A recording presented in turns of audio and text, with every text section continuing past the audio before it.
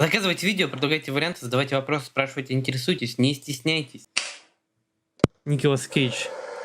The God of Acting. Бог игры. Nicolas Cage. The mere mention of the name conjures up memories of many performances, from the lovable baker in Moonstruck to the crazy vampire in Vampire's Kiss. Cage is a movie star. One might say he's one of the few remaining Hollywood stars. He's an actor who elevates the films he's in. Мне, кстати, безумно не нравится Николас Кейдж. По сути, это мой самый нелюбимейший актер. Для меня испытание смотреть фильмы с He ним. makes great films greater, and he makes even the worst movies Мэнди смотрел, но невнимательно. Кстати, Мэнди прикольный at вроде бы. least somewhat watchable. He was the only reason I was able to watch all of Left Behind. I think he was the only reason I watched it in the first place. Man, that movie sucked. He's also the only star I know of that practices what's called nouveau shamanic acting. It sounds kind of insane, like Cage is an ancient Единственная моя любимая роль Николаса Кейджа — это его роль в Bloodborne.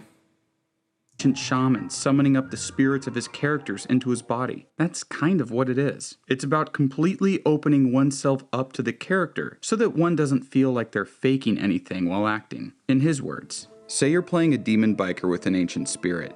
Я не видел «Поцелуй вампира». Power objects could you find that might trick your imagination? Would you find an antique from an ancient pyramid? Maybe a little sarcophagus that's a greenish color and looks like King Tut. Would you sew that into your jacket and know that it's right next to you when the director says action? Could you open yourself up to that power? The other acting style that Cage utilizes is Western kabuki. If you know anything about kabuki theater, then you know that the performances are heavily stylized and over the top. Ну, возможно, да, когда его переигрывание действительно похоже на кабуки. Что интересно, что кабуки безумно увлекался Эйзенштейн. И вообще он во много чем японском находил вдохновение. И это пытался перенести опытом иероглифов на, собственно, совмещение кадров. Короче, так проработать киноязык. Мэнди реально гениальный в плане съемок. Я очень смутно его помню, я его прям отрывками смотрел. Мы в Дискорде сидели, его смотрели. Несложно сказать, надо как-то пересмотреть и целостно его восприять. Just like a bunch of Cage's performances. H-I-J-K-L-M-N-O-P-Q-R-S-T-U-V-W-X-Y-Z! I could be intellectual and say that this Ну, Букаки там же придумали, поживая попытка. style allows Cage to express the emotions of his characters in operatic ways. But really, what I would mean by this is that it makes for some really funny scenes. Oh, no, not the beast! Not the beast! And it makes watching an unhinged Cage performance an absolute blast. Look, Nick Cage has had a roller coaster of a career. Just so everyone knows, Cage is not his last name. It's Coppola. Yeah, like... Ну да, он племянник Копполы, и, собственно, поэтому его в такое количество фильмов и брали, чтобы получить некоторое, так сказать, одобрение от Копполы. Just Ford Coppola, the guy who directed The Godfather. Nick created the stage name so that he wouldn't gain popularity or work based solely off the namesake. He actually didn't like people thinking of him as a Coppola. Still, a couple of his first movies, Rumblefish and Nicolas, Типа как будто бы никто не знал, чей он племянничек. Зачем было менять фамилию на Кейдж, прятаться под ним, под псевдонимом.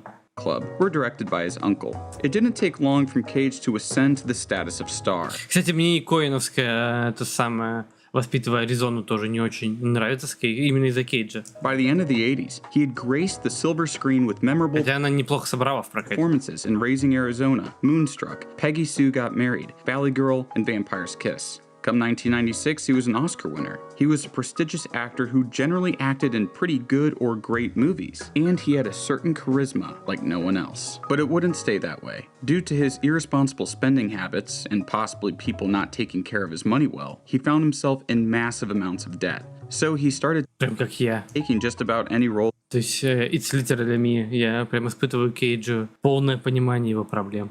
paid, who was once an actor that worked with the greats, was now the prince of Redbox. He went from acting in at most 3 films per year to up to 5 movies a year, many of which were terrible. It also kind of tanked his reputation. People associated him with bad movies and so just also assumed that he was a bad actor. But recently, his rap has turned around. I think people now understand that he was just working to pay off his debts. But also, Cage has started to have a bit of a renaissance, again acting in critically acclaimed films like Pig and Mandy. With Pig Мне «Свинья» не очень понравилась. going completely against type Вот, Мэнди более-менее. After all these years of movies like Rage, he's proven to the public that he still has it. But anyone who knows anything knows that he never lost it. And now, this Nick Cage-essence, if that's what we'll call it, has gone meta with the release of The Unbearable Weight of Massive Talent. I was able to catch an early screening of the movie, and I'll give a short review of it at the end of this video. Before that, I want to talk about some Цвет из иных миров Нормас, я, по-моему, тоже его не Cage видел. Kino that either I feel like is underappreciated, or that just isn't talked about nearly enough on YouTube. Вот, да, еще один хороший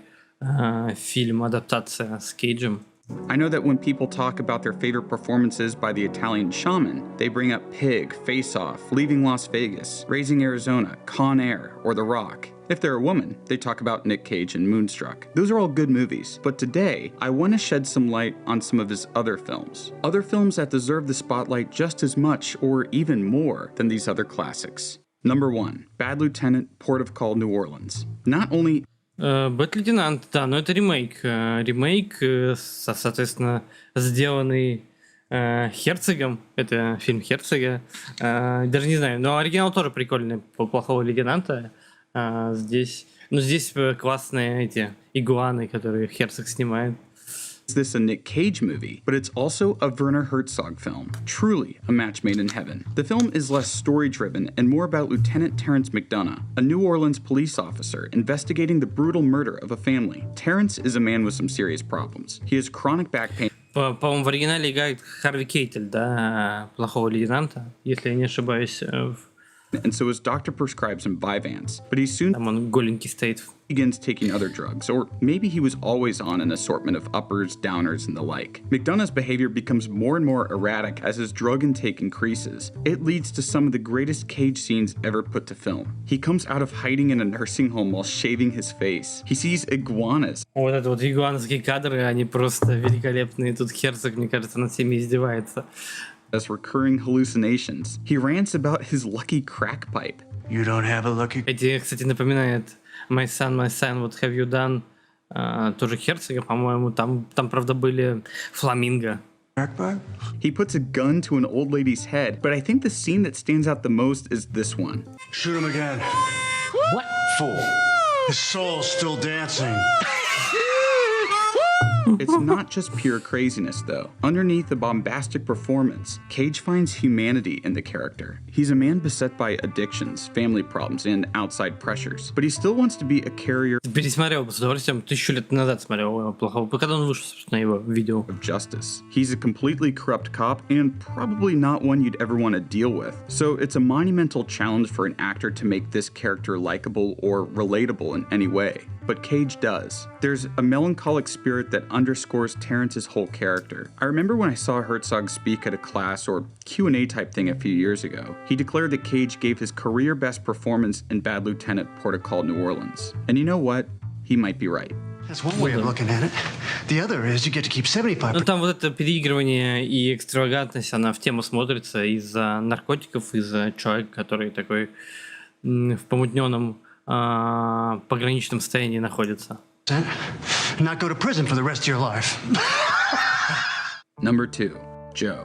The director of Joe, David Gordon Green, has had a pretty weird career. Джо, по-моему, я не видел. He went from making naturalistic indie dramas to studio stoner comedies, back to indie dramas, and now he's making the Halloween sequels. Joe, which released in 2013, was with Prince Avalanche, part of his low-key Texan drama phase. But if Prince Avalanche is more of a dramedy, then Joe is more of a southern gothic tale. Nick Cage plays as the titular character, an alcoholic ex-con making his way in this world by running a company that clears forests for paper companies, farmers, etc. A teenage boy, Gary, played by Ty Sheridan, moves into town with his abusive alcoholic father and soon begins working for Joe. Joe notices how Gary's dad abuses him, and he wants to do something, but he's already entangled in a feud between other men in this small Texas town. He's got the local rednecks wanting to kill him, while the law is breathing down his neck, so he knows that if he stands up for the boy, it might mean sacrificing everything. The film feels like something between Jeff Nichols and Terrence Malick, but with enough edge to make it Ну, в общем-то, отсылки, если это похоже на Терренса Малика, это стоит посмотреть. Малик гений, это один из выдающихся режиссеров. stand out. Green cast the film with a variety of non-actors and locals, and it shows. Between the way the film is shot and the fact that most of the people... Причем начинал он вполне себе с нормальных фильмов по типу Badlands, да. Дни жатвы он странно создавался. Потом вот «Рыцарь кубков», от которого я просто балдею, там «Дерево жизни», какие-то прям фильм «Поток», в котором приятно раствориться. On screen aren't actors. The movie just feels real and gritty and raw. Yo, goddamn, gonna get rid of you and do something different. Something gonna change today. Cause tomorrow we ain't gonna have this bullshit. And don't expect any Cageisms in here. Cage's performance is subtle, yet intense. We can feel the fire rising in him during the whole movie, but he expertly internalizes it. Cage said in interviews about the movie that Joe's character was the closest to his own persona that any character he has ever played has been. I guess Nick Cage said that Joe was literally him. Number 3, Color Out of Space. Adapted from the «Цвет из других миров» тоже не видел его. H.P. Lovecraft short story. Yes, the H.P. Lovecraft who had a famous... «Рыцарь кубков» — величайший фильм. Кто не любит «Рыцарь кубков», тот недостоин смотреть мои стримы, я считаю. Color Out of Space blends science fiction, psychological horror, and body horror into a darkly entertaining movie. In this highly stylized horror, Nick Cage is the head of a household in the middle of the woods in New York. He and his family farm alpacas and have found happiness in their solitude. But all that comes to an end. Мне кажется, каждый бы хотел бы у себя домашнюю альпаку. Mysterious meteor lands on their property. The meteor brings with it a strange color. A color unlike anything here on Earth. Well, it's easier saying it's a color unlike anything else in a book. But for a film, you've got to work with the colors we know. So it's represented by a mix of purple, magenta, pink, and probably a few other colors. The color changes its surroundings in several ways. First, it messes with the characters' minds, making them say and do things that they would never do. Да, как обычно у Лавкрафта, типа описывание чего-то такого, типа неописуемый цвет, который невозможно передать, ни на что не похожий. Очень удобно у него прилагательные у Лавкрафта. А реклама духов длиной фильм. Ну, вы ничего не понимаете, что поделать. Вкус либо он есть, либо его нет. Понимание, типа, вот этого вот потока. То есть это фильм, который строится на ощущениях. Это фильм не нарратива, это фильм именно потока. Imagine other people acting strange. It completely warps their sense of reality. They phase in and out of delusions and hallucinations, becoming dangerous to both themselves and to everyone around them. This is also when Nick Cage is allowed to stop playing as a normal dad and start being the Nick Cage we know and love. The color then changes the physical makeup of everything it touches, transforming the film from psychological horror into body horror. Some of the scenes reminded me so much of John Carpenter's The Thing. Да, реально на Карпентера похоже, но тут они компьютерные. And I'm here for it. Once the film gets rolling, it's neon-soaked sci-fi horror fun. Don't sleep on this one. Number 4, Bringing Out the Dead. Written by Paul Schrader and directed by Martin Scorsese, the duo that brought classics like Вы про что это 101? Taxi Driver and Raging Bull to the big screen. You'd think that Bringing Out the Dead would be a bigger hit. I often see it on lists of the most underrated Scorsese or Cage films. It's a movie that seems to universally be considered underrated. But does that mean it's now regularly rated? The film takes place... Ну нет, там не мелодрама. Там перечисление просто, то есть... Ну, в общем, это надо смотреть, там он интересно сделан. The course of one weekend in early 1990s New York City. Cage plays as a paramedic, Frank Pierce, who becomes more and more jaded about the job. He wants to save people, but lately, no one has been surviving. There's a new drug on the street called Red Death killing people left and right. Not to mention the crime wave and the AIDS epidemic. Это тоже фильм не One видел. death in particular hangs over him, the death of a homeless 18-year-old woman, a death for which he blames himself. He sees her face all over town. She won't stop haunting him. On the flip side, he brings a man back to life at the beginning of the film, knowing full well that the man wanted to die. He saved him, only for the man to continue suffering. Кто бы так не сделал бы? Кто бы такую подлянку не поставил? Someone who only wants to make the world a better place. He realizes that all he's been able to do is create more pain. Due to lack of sleep, increasing hallucinations, and failing mental health, Pierce becomes increasingly unhinged. Scorsese and Schrader section off his different mental states with Кстати, у Малика, в общем-то, и последний фильм довольно интересный, как он там называется, про, по-моему, Первую мировую, «Тайна жизни». Вот, он тоже прикольно смотрится. Или про вторую, по-моему, про вторую все-таки мировую. В общем, рекомендую глянуть. тоже внимательно смотрел, в него напивался, но это вообще святое дело под Малика, вот так вот, под этот поток просто пить, выпивать, так растворяться в этом. From partners, played by John Goodman, Ving Rhames, and Tom Sizemore. It progresses from neutral to spiritual, and finally, to utter chaos. The transformation of Pierce in his world is truly something to behold, and the dark, moody cinematography Ну, это выглядит, кстати, интересно, да. gives the film a great neo-noir feel. Too bad Patricia Arquette is kind of annoying in it. Number 5, Wild at Heart. Sex, crime, and rock and roll star in David Lynch's loose remake of The Wizard of Oz. It's got all of Lynch's trademarks, his roster of actors, Ну да, он такой чисто линческий. strange, distorted shots, and a score by Angelo Badalamenti. The film won the Palme d'Or at the Cannes Film Festival, but it found mixed critical reception Но мне не очень понравился. Типа, не мой on its совсем фильм. release. Don't listen to the critics. It's great. It's also easily Lynch's sexiest movie. Plus, Nick Cage's performance throughout the film is basically an Elvis impression. This is a snakeskin jacket. And for me, it's a symbol of my individuality and my belief in personal freedom. It's a rock and roll road trip with hitmen and hookers that slowly devolves into a southwestern nightmare.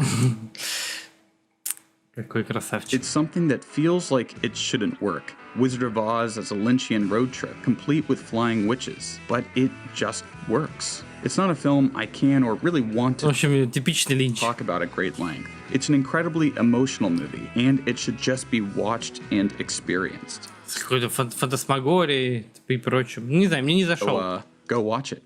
Number 6, adaptation. You know the Ну, адаптация — это шедевр, это Кауфман. movie's going to be a Это знать mind-bender надо. when it's written by Charlie Kaufman and directed by Spike Jonze. Adaptation is a sort of sequel to Being John Malkovich. It begins on the set of Being John Malkovich, with Nick Cage playing as the film's writer, Charlie Kaufman. He's given a deal to adapt a book called The Orchid Thief, but he finds the task extremely difficult. His anxieties, bad health, and his low self-esteem hinder his creativity as he tries to find a way to adapt. В общем, такие вечные самокопания и разбирательства в себе, типичные для Кауфмана, такой самоанализ. Особенно если его книгу почитать, последнюю, «Человечество», вот там тоже такой, как бы сказать, неврозы, связанные с там, с что ты кого-то обидишь по расовому признаку, по его сексуальному признаку и прочему. The book without it feeling like just another Hollywood movie. The movie then parallels his adaptation of the book with the story of Susan Orlean, played by Meryl Streep, writing the book. Meanwhile, his identical twin brother Donald is working on a script that's based... Ну, это с iroнией подается, то есть это и не ужасно, потому что это как бы иронично. То есть автор издевается над этим всем. a parody of Hollywood tentpole cinema. That's right. Nicolas Cage plays the two main characters in this film. Double the Cage, double the fun. Unlike a lot of his more well-known films, Cage's performance here is decently understated. Я считаю, что лучшие фильмы Линча все-таки «Mulholland Drive». Nails down Kaufman really well, and this might be his most vulnerable performance next to Leaving Las Vegas. It's also interesting to see him play both as a nervous wreck and as an overly confident guy in the same scene. But that's not the most interesting thing about this movie. You see, the plot of the movie is the script that Kaufman writes in the film. It's one of my favorite movies about filmmaking, and the way the script blends reality fiction and an adaptation of the book The Orchid Thief, and then is able to wrap it up in a satisfyingly meta package is Ну, just... что сам никуда тоже неплох. И вот эта сцена, что я типа снимал у вас дома, когда вообще смотрит пленку, и он к нему домой заходит, тоже жутковато. И опять же там вот этот кадр с шоссе, соответственно, на который падают фары. Amazing. I also have to give props for this film for its Oscar nominations. Both Donald Kaufman and Charlie Kaufman are credited writers of the film, as they both write the script within the movie. However, Donald Kaufman doesn't exist. So, when adaptation was nominated for Best Adapted Screenplay, the Academy nominated a fictional person for the award. Ну, собственно, забавно, что Коэны тоже таким, видимо, какие-то еврейские шуточки Кауфманов и Коэнов придумывать персонажей. У Коэнов выдуманный монтажер. Go check out those films if you like Nick Cage. You might like them, I personally do, but everyone has different tastes, so I'd like to know what you think about them. Now, on to the unbearable weight of massive talent. I saw it at an early fan screening last week at the Alamo Drafthouse. The cinema was filled with Nick Cage fans, and they gave out cutouts of Nick Cage's face to everyone there. That was a little cringe, but it was fun, so whatever.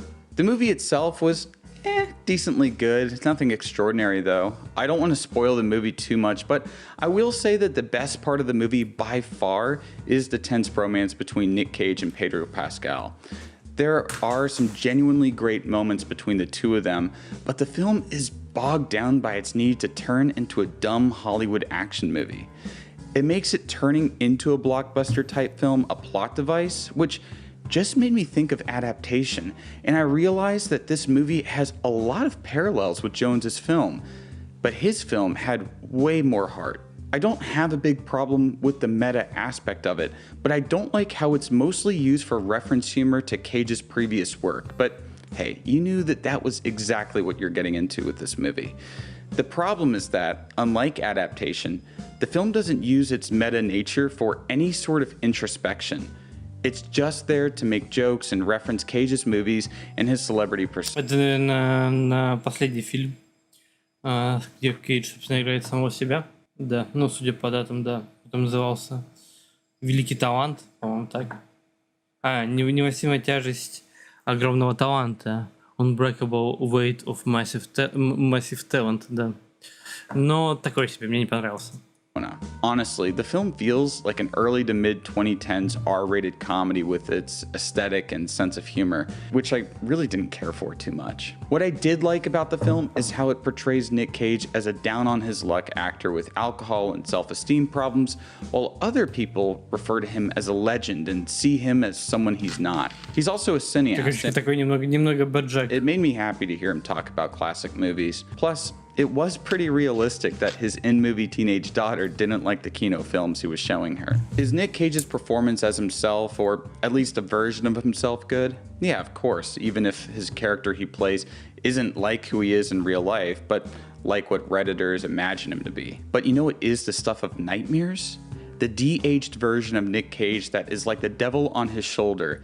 It's supposed to be his younger self that wants him to be a movie star, but man, was that de-aging rough. Nick Cage acting against himself, again, something that reminds me of adaptation, is fun. But I think they should have just used Nick Cage at his current age. The CGI on his face took me way out of the film. Overall, if you're a fan of Nick Cage and you want a light, meta, albeit very superficial action comedy, you'll probably enjoy this movie. Is it kind of Reddit? Yeah, but that was obvious. It's still a fun movie that will most likely get a few laughs out of you and entertain you for a couple hours. Still, the films I suggested earlier in the video are better.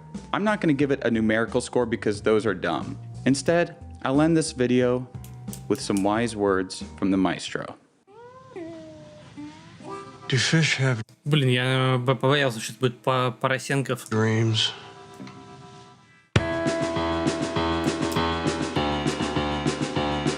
Спасибо огромное, человек с ником «Я бы сдох, если бы не смузи» за 680 рублей с покрытием комиссии. Спасибо большое.